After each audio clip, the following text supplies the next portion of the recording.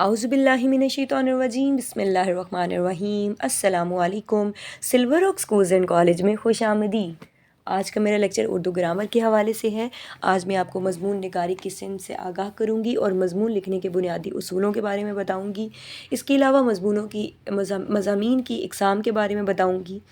تو چلتے ہیں اپنے لیکچر کو شروع کرتے ہیں۔ سب سے پہلے میں آپ کو بتاتی چلوں کہ مضمون نگاری کے بنیادی اصول کیا ہیں۔ مضمون لکھنے کے جو 3 اصول ہیں وہ مندرجہ ذیل ہیں۔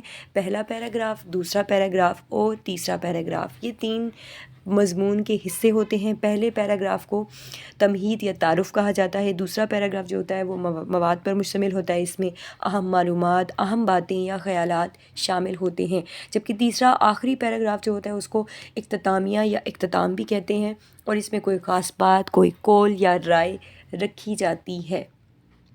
اس کے بعد مضمون کی اقسام کی طرف بڑھتے ہیں۔ سب سے پہلی جو قسم ہے وہ ہے ادبی مضامین۔ ایسے مضامین جن کا موضوع ادب کے حوالے سے ہو ادبی مضامین کہلاتے ہیں، مثلا اردو غزل کا ارتقاء، دلی کا دبستان شاعری وغیرہ۔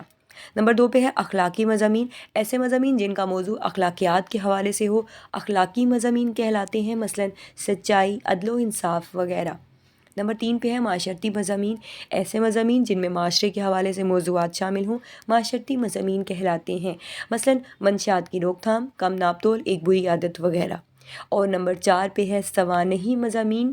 ایسے مضامین جو کسی شخصیت کی زندگی سے متعلق لکھے جائیں سوانحی مضامین کہلاتے ہیں، مثلا علامہ محمد اقبال رحمۃ اللہ علیہ اور قائد اعظم رحمۃ اللہ علیہ وغیرہ۔ اس کے بعد 5واں ہے سیاسی مضامین۔ ایسے مضامین جن میں ملکی اور بین الاقوامی سیاست کے حوالے سے موضوعات ہوں سیاسی مضامین کہلاتے ہیں، مثلا جمہوریہ جنوبی ایشیا کے ممالک کی اہمیت وغیرہ۔ نمبر 6 پہ ہے سائنسی مضامین۔ ایسے مضامین جن میں ماحولیات کے حوالے سے یا نت نئی سائنسی ایجادات کے حوالے سے موضوع ہوں سائنسی مضامین کہلاتے ہیں، مثلا ماحولیاتی آلودگی، شمسی توانائی وغیرہ۔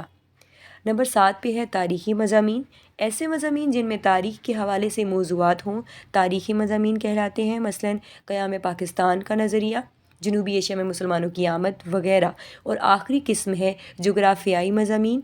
یہ ایسے مضامین ہوتے ہیں جن میں آب و ہوا اور جغرافیہ کے حوالے سے موضوعات شامل ہوں، ان کو جغرافیائی مضامین کہا جاتا ہے، مثلا پاکستان کی آب و ہوا اور صحرائے تھر وغیرہ۔ اس کے بعد مضمون نگاری کیا ہے اور اس کے عام نکات کیا ہو سکتے ہیں۔